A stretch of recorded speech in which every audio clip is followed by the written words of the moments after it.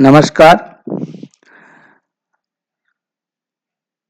पिछली बार हमने super profit कैसे कैलकुलेट करते हैं इसकी प्रक्रिया के बारे में चर्चा की थी। उसमें मैंने आपके सामने ये बात रखी थी कि जो सुपर प्रॉफिट हम कैलकुलेट करते हैं तो एक्चुअल एवरेज प्रॉफिट में से नॉर्मल प्रॉफिट माइनस कर देते हैं तो सुपर प्रॉफिट कैलकुलेट होकर के आ जाता है। अब एक्चुअल एवरेज प्रॉफिट के बारे में तो पहले चर्चा कर ही चुके थे हम, पर नॉर्मल प्रॉफिट जब कैलकुलेट करते हैं तो उसके लिए एवरेज कैपिटल एम्प्लॉयड को हम नॉर्मल रेट ऑफ रिटर्न से मल्टीप्लाई करके 100 से डिवाइड करते हैं।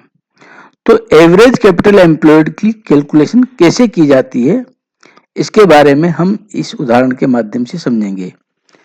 उदाहरण दिया हुआ है, calculate average capital employed of mister Raman from the following balance sheet, यानी निम्नलिखित चिट्ठे से रमन की औसत विनियोजित पूंजी की गणना कीजिए।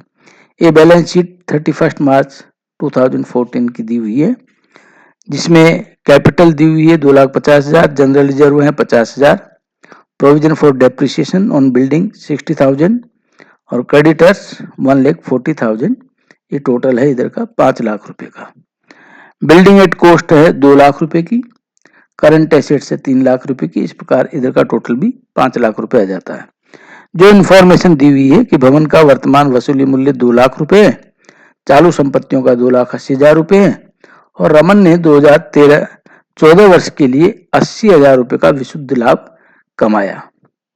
अब इसको हम सॉल्व करेंगे तो सबसे पहले हम जो कैलकुलेशन करेंगे कैलकुलेशन ऑफ कैपिटल एम्प्लॉयड की, तो इसमें 31 मार्च को at the end of the year fixed assets जो है, अब हमने पहले चर्चा की थी क्योंकि इसमें कॉस्ट दी हुई है इसकी 2 लाख रुपए की और इसका वर्तमान वसूली मूल्य भी यही दिया हुआ है 2 लाख रुपए, इसलिए इसमें 2 लाख रुपए हम बिल्डिंग एट रिलायजेबल वैल्यू 2 लाख रुपए ले लेंगे।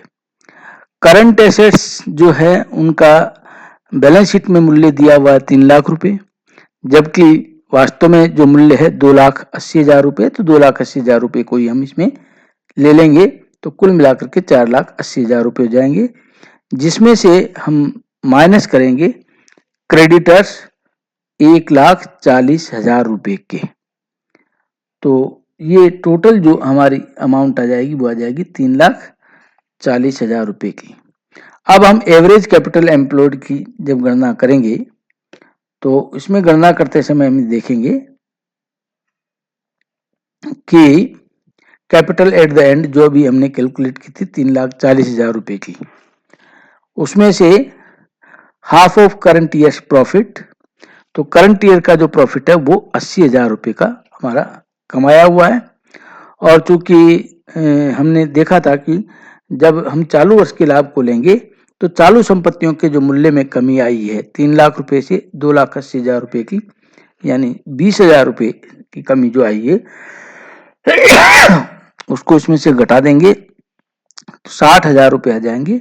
60,000 का आधा 30,000 रुपए, तो एवरेज कैपिटल एम्प्लॉयड जाएगी हमारी 3,10,000 रुपए।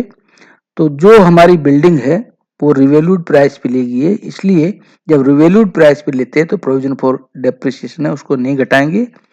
If revalued price is not given we have to take the written down value, यानी बुक वैल्यू जो दी हुई रहती है उसको हम ले लेते हैं।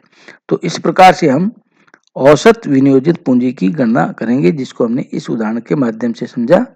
आगे हम किस प्रकार से नॉर्मल रेट ऑफ रिटर्न को लेकर के सुपर प्रॉफिट की कैलकुलेशन करते हैं उसके बारे में चर्चा करेंगे। आज बस इतना ही। बहुत बहुत धन्यवाद। नमस्कार।